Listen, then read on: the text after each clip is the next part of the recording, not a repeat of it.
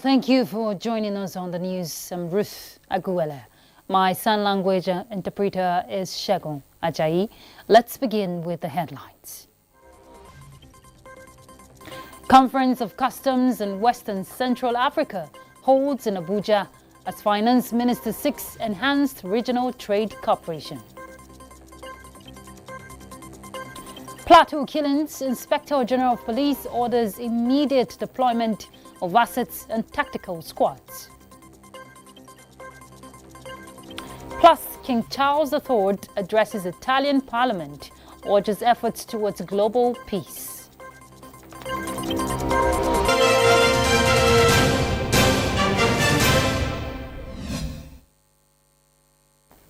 King Charles III has warned that peace can never be taken for granted and hailed Italy for standing by Ukraine as he made a historic address to the Italian Parliament. Uche Ugochukwu reports. The 76-year-old monarch said during his third day of a state visit to Italy with his wife, Queen Camilla, that their countries have stood by Ukraine in her hour of need and welcomed thousands of Ukrainians requiring shelter.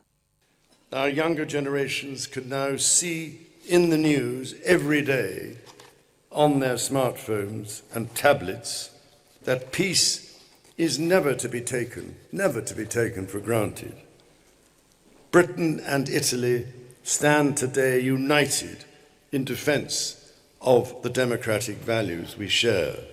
He noted the defined ties between Italy and the UK through NATO and a project to develop a new fighter jet with Japan. Il momento è ancora più speciale per entrambi.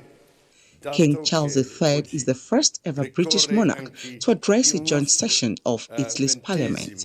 The king also addressed an issue close to his heart, the environment. He said, just as they stand together in defense of their values, so too will they stand together in defense of their planet. From the drought in Sicily to the floods in Somerset, both countries are already seeing the ever more damaging effects of climate change. Extreme storms, normally seen once in a generation, now characterize every year. Countless precious plant and animal species faced extinction in our lifetimes. Earlier, King Charles met with Italian Prime Minister Giorgia Meloni at Villa Doria, Pamphili. Uche Ugochukwu, NTAi News. 3 Americans convicted for their role in a failed coup in Democratic Republic of Congo last year have been sent to the U.S. to serve the rest of their jail terms. Uche Ugochukwu again reports. The 3 Americans were originally sentenced to death by a military court before their sentences were commuted to life in prison last week. U.S. Department of State spokesperson Tammy Bruce said, and I quote, "The 3 are in our custody." The repatriation comes as the U.S. and DR Congo explore a deal to exploit the Central African country's huge mineral wealth. Last week, U.S. President Donald Trump's senior advisor for Africa visited DR Congo and confirmed that the 2 countries were in talks about minerals and said it could involve multi-billion-dollar investments. DR Congo has large deposits of coltan and cobalt used in electronic equipment and batteries for electric cars, which are currently largely extracted by Chinese mining companies. The Congolese presidency said the transfer is part of a dynamics of strengthening judicial diplomacy and international cooperation in matters of justice and human rights between DR Congo and the U.S. The Americans were among 37 people sentenced to death last September by a military court. They were accused of leading an attack on both the presidential palace and the home of an ally of President Felix Tshisekedi and were convicted of criminal conspiracy, terrorism, and other charges, which they denied. Uche Ugochukwu, NTAi News. In other news, leaders of Germany's Conservative Alliance and the Social Democrats announced a deal to form a new government by early May. Now, this would end a long period of political obscurity that has left Berlin in the state of global and domestic crisis. A source close to the talks revealed that after 6 weeks of negotiations, the conservative CDU-CSU alliance of Chancellor-in-Waiting, Friedrich Merz, and the centre-left SPD were hoping to present a formal coalition agreement. The agreement has been hammered out against the backdrop of U.S. President Donald Trump shaking up security ties and now sparking global trade chaos with his sweeping tariffs. The talks have gained further urgency as Germany's far-right AfD surged in the polls, with one survey showing the anti-immigration party narrowly overtaking the CDU-CSU as the most popular party. The European Union says it will launch its first countermeasures against U.S. President Donald Trump's tariffs next week. The bloc's members agreed on Wednesday, joining China and Canada in retaliating and escalating a global trade conflict. The approval came on the day Trump's reciprocal tariffs on the EU and dozens of countries took effect, including massive 104% duties on China and spurring more widespread selling across financial markets. The 27-nation bloc faces 25% import tariffs on steel and aluminium and cars, as well as the new broader tariffs of 20% for almost all other goods under Trump's policy to hit countries, he says, impose high barriers to U.S. imports. The European Union will put in place duties mostly of 25% on a range of U.S. imports from next Tuesday in response specifically to the U.S. metals tariffs. The bloc is still assessing how to respond to the car and broader levies. And turning our attention back home, the Minister of Finance and Coordinating Minister of the Economy, Wale Edun, is advocating for strategically harmonized trading activities in West and Central Africa to maximize the region's economic prospects. This was at the 4th Conference of World Customs Organization for West and Central Africa that held in Abuja. The minister pinpoints peer review mechanism as an approach that will help achieve the targets. NTAi reports. The West and Central Africa region is a market of 450 million people and a gross domestic product of more than $900 million. The intra-regional trade still accounts for 12% of the total trade in comparison with 60% in Europe and 40% in East Asia. Nigeria's finance minister gives a clue to bridging these economic gaps. Opportunities and challenges ahead. And customs are important in Nigeria. We not only have an unprecedented opportunity to boost intra-African trade, we have an urgent necessity to do so, given what is going on in terms of world trade. For the Comptroller General, Nigeria Customs Service, Adewale Adeniyi, customs administration in the region requires practical solutions, implementing technical aspects of the African Continental Free Trade Area rules of origin and other trade facilitation instruments and fragile borders. Establishing infrastructure for real-time information exchange between customs administrations, focusing specifically on Nigerian-Benin Republic interconnectivity as a model. The second project is a competency-based human resource management system, implementing the World Customs Organization framework for developing technical competencies amongst customs officers. The region is on course to achieve its economic quest, and we will not relent. Representative of the World Customs Organization sensitized regional representatives on the latest trends in international trade. NTAi, NTAi News. The Minister of Police Affairs, Ibrahim Gaidam, has emphasized the need for interagency and regional collaboration to enhance security across the West African sub-region. This was at a high-level stakeholders conference on security with the theme, A Path to Regional Cooperation. Francis Fom reports. Addressing this challenge requires. In a bold push for a stronger regional security, the federal government has convened top security stakeholders at a high-level conference themed A Path to Regional Cooperation.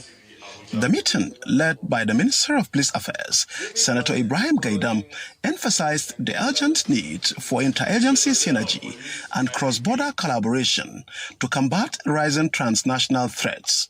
This conference, Senator Gaidam commended President Bola Tinubu's administration for its unwavering fights against insurgency, banditry, and cross-border crimes, reaffirming a national commitment to intelligence sharing, joint operations, and tougher anti-terrorism laws. Effective information sharing and cooperation among the countries in the region are critical to addressing these challenges. We must therefore prioritize long-term solutions aimed at addressing the root causes of insecurity. As we deliberate today, I urge you all to be practical and give practical insights and forge actionable recommendations that will actually move us forward and ensure regional security architecture. Former Interpol Vice President, Africa, AIG Garba Umar highlighted the importance of tools like the West African Police Information System, WAPIS, and the I-247 Global Police Communication Platform in enhancing real-time intelligence exchange across the sub-region. Please, all law enforcement agencies, go to the National Central Bureau, that is the NCB, responsible being the bridge between the LEAs, law enforcement agencies, and the national entities, as well as the Interpol headquarters. Link this I-247 to your organization. The conference aims to break long-standing barriers to cooperation and accelerate the adoption of the 19 universal legal instruments against terrorism, seen as key pillars for a safer terrorism-free West Africa. Frank Sesfom, NTAi News. The Federal High Court sitting in Port Harcourt has ordered the Rivers State sole administrator to show cause why an interim injunction restraining him from appointing administrators to man the 23 local government areas of the state should not be granted. Justice Adamu Turaki Mohammed gave the order in an ex parte application filed before the court. Justice Mohammed also ordered the applicant in the matter to put the Rivers State Administrator on notice in the interest of justice. The matter has been adjourned to April 14 for hearing. In response to the renewed wave of attacks in parts of Plateau State, the Inspector General of Police, Kayode Egbetoku, has ordered the immediate deployment of police tactical assets to the affected areas. In a statement, the IGP mandated a Deputy Inspector General of Police in charge of operations, DIG Kwazi Dali Yakubu, to lead the coordinated response. The deployment includes elite technical squads, surveillance drones, APCs, helicopters, and special intervention squad operatives. The assets will support targeted operations in Bokos local government area and nearby communities, which have suffered recurring attacks and significant loss of lives. This move reflects the Nigeria Police Force's unwavering commitment to restoring peace, securing lives and property, and bringing the perpetrators to justice. All right, let's take a break. We'll be back shortly. Stay tuned. Thank you for staying tuned. Sustaining democracy is the collective responsibility of both leaders and the followers. This was a key takeaway from the submissions of stakeholders at a political summit hosted by the Rufus Ebeba Center for Leadership and Environmental Sustainability. Tessie Omeri reports. Democracy is the government of the people, for the people and by the people. The need for citizens to benefit from it and be fully involved is the reason for this gathering at the Rufus Ebeba Center for Leadership and Environmental Sustainability.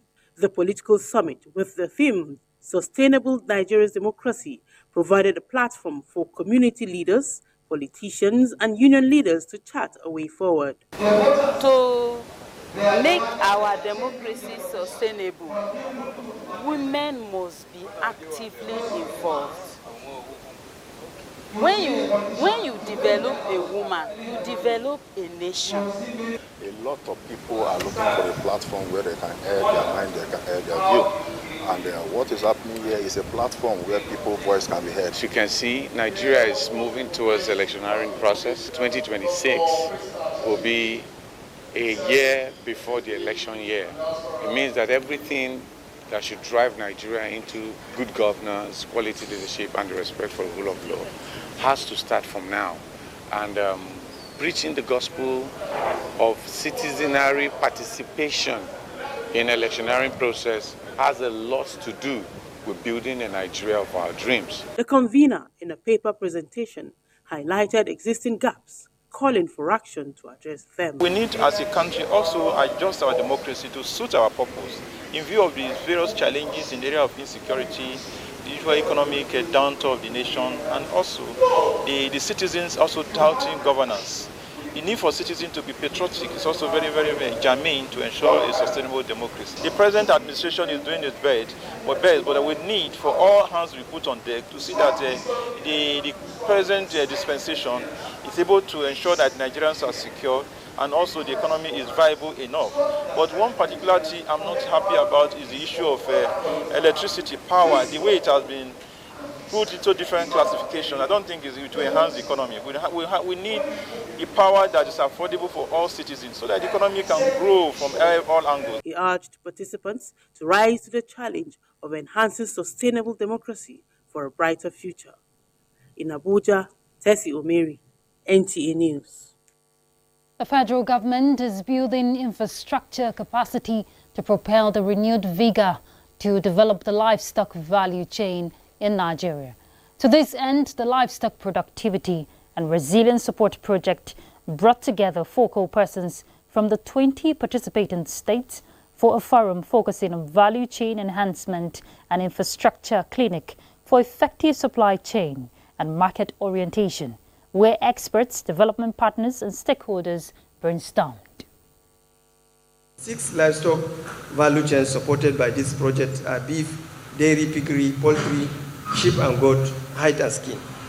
To aid seamless implementation and achieve the project development objective, our beneficiaries are being profiled in a database and mapped in organic clusters. We need to raise foreign exchange. We need to develop the livestock sector very well.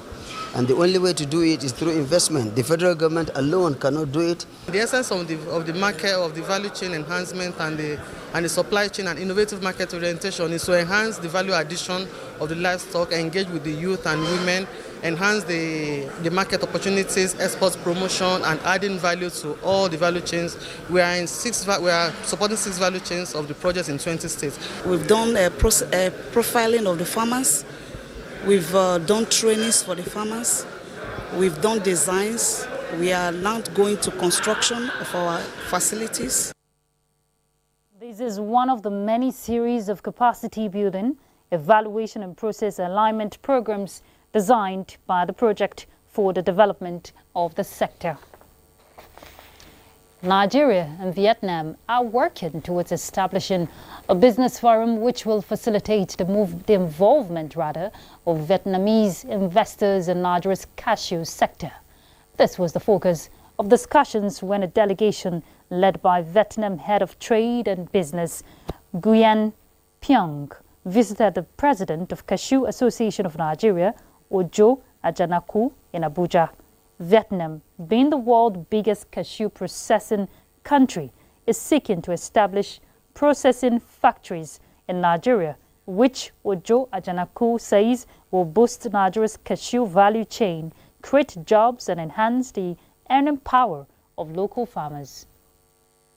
Strengthen our bilateral relationship because they now have a stake in the country. And so this will further strengthen our bilateral relationship because bringing in their investor is making them to have a stake in the country. And it will be easy for us to have this technology transfer. But with this development, our cashew will no longer be going out of the country in 100% of the way it's going, or 90% of the way it's going. We'll be processing over 60 to 70% of what we're producing in the country. and that means that more money for us and more jobs will be created for our people in the country, and our farmers will be more encouraged. Did you know that Nigeria sits on one of the world's richest cotton belts, yet imports over 80% of textiles and garments? Well, this is according to the National Union of Textile, Garment and Tailoring Workers of Nigeria. Maria Adozakari reports that challenges like fragmented value chains, limited access to finance, outdated machinery and policies are about to be turned into great opportunities.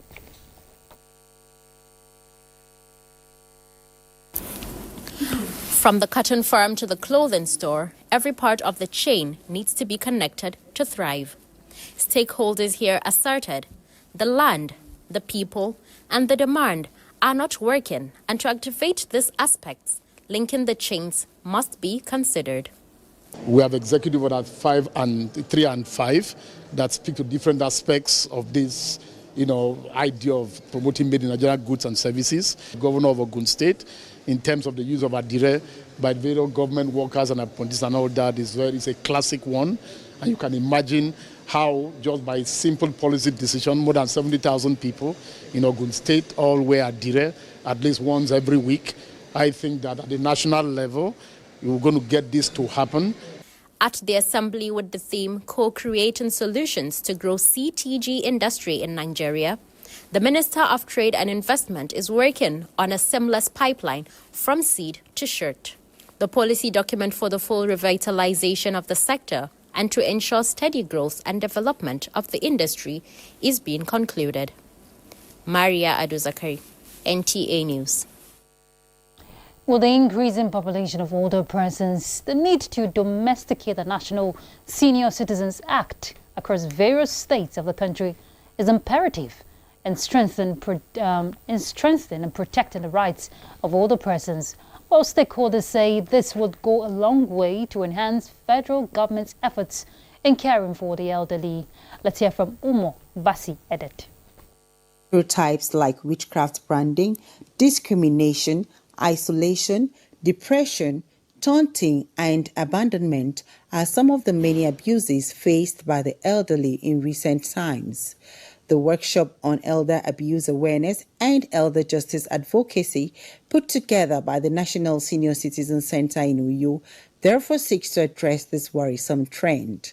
We've had to look at those who are less privileged in terms of getting houses for them. We call it the Arise Compassionate Homes across the 31 local government areas. We also identify the areas of their livelihood ventures, what they're interested in doing, and we empower them by not only building their capacity, but by giving them grants. Speaker after speaker highlights factors that are abusive of elders while suing for collaboration with government agencies, social workers, healthcare providers, CBOs, FBOs, and law enforcement agencies. Where it has been established, that a very serious wrong has been done, it may require prosecuting those offenders to ensure that the rights of the senior citizen is not being taken for granted. There's a roadmap, strategic roadmap for delivering on